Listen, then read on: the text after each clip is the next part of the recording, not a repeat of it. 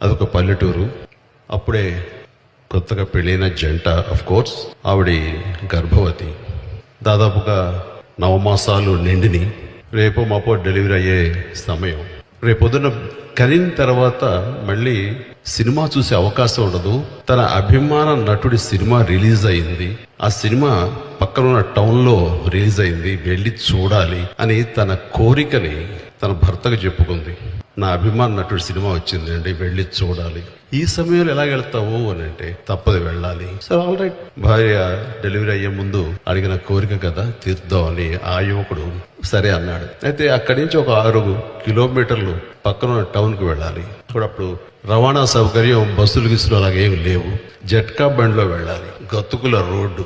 సరే, కూర్చుని కష్టపడి ఆ గతుకుల రోడ్లో వెళుతూ ఆ సినిమాని ముందుగానే ఊహించుకుంటూ చాలా ఆనందంగా వెళుతున్నారు. ఎదురుగా అప్పుడే ఎద్దులు, ఆవులు రోడ్డు మీద మంద వస్తోంది.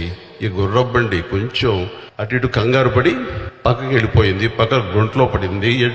ఈ జట్కా బండి, గుర్రబండి కింద పడిపోయింది. దాంట్లో ఉన్న ఆ జంట కూడా కింద పడిపోయారు. ఆ భర్తకి చాలా కంగారు వేసింది.